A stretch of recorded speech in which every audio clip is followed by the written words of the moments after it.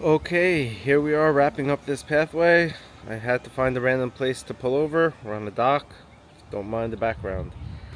Chapter 9, Sefer the Yanuka, Pathways of Speech. Kol inyan galus Mitzrayim hu galus hadibor vatfila. All the aspects of the exile of Egypt were all just dealing with the exile of speech and prayer. While we were in exile in Egypt, speech and prayer were in exile in their own realities. And this is the main implications of the word itself of Egypt. This is like what Egypt means, Mitzrayim. Which means and implies that the level of prayer was in exile. Ki alsa tumas Mitzrayim ad garon. As we learned that the impurities of Egypt, where did it reach? It went all the way up to our neck. Like, it choked us up at the neck. Couldn't even speak. Guys, like, I'm speechless. Yeah, that's because you got rocked by this Egypt scenario. You're stuck in a situation. You can't properly pray. You can't properly talk to God. You can't properly speak. And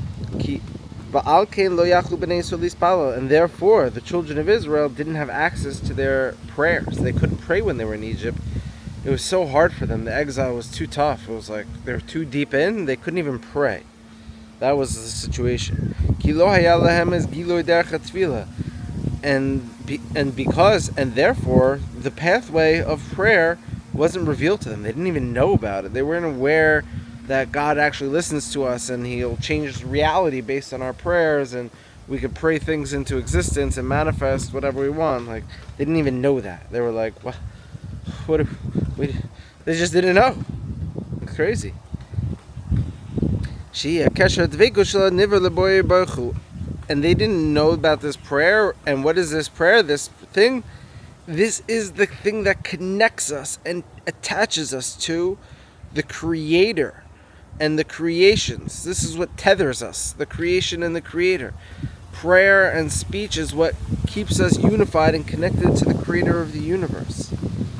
And the implications and a byproduct and the reality of the redemption will be prayer will be redeemed from exile. So in the time of the redemption, what's going to get redeemed? Prayer. And in the eventual time when the impurities of Egypt will be canceled from humanity, like the materialism and the vanity and the falsehood of like the God man and the ego, when that leaves us, when that leaves humanity,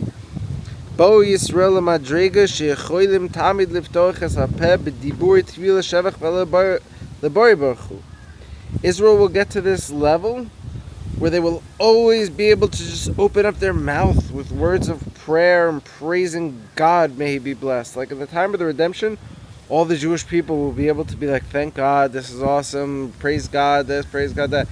Today, you ask God what's going on. Life's hard, I got a lot of stress, a lot of pressure. Like, when you ask someone what's going on, they're not like tip of their tongue praising God. But in the time of the redemption, everyone in the tip of their tongue is just going to be praising God, thanking God. And this is the main implications and the outcome of the whole redemption. This is like what it is. That it will be that prayer, the level of prayer will be revealed to all of the creations. Like the whole world will know about the power of prayer in the time of the redemption. As it's written in the book of Isaiah, Ki basi base tefila yikari lekol ha'amim. When we're speaking about the prophecies of the future, Isaiah says there will be a house that will be built, a third temple, a place of prayer will be built in Jerusalem, and it will be called a place of prayer by all nations. My house will be a house of prayer, and it will be called that by all the nations.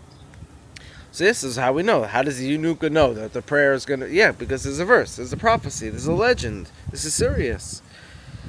And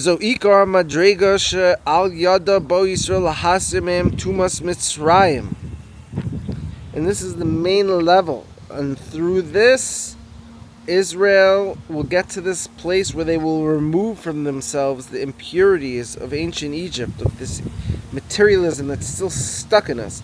Ulenatek atzma min hara legamrei, and we will disconnect ourselves from evil and from impurities and from the dark side forever, eternally. Done. Shekiblu derech amitis betfila, and we will accept upon ourselves, and we will acquire the real true path of prayer. Whoo! This closes up the pathways of speech.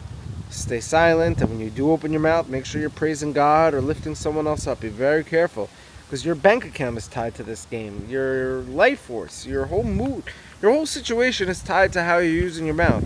My humble advice here, based on these learnings: praise God, thank God, say good things, be grateful, say nice things about other people, never talk bad, don't bring badness into the world, use your mouth like a weapon, because it is one, and in the future everyone will know it, but now you could actually just be early on. I love you all so much.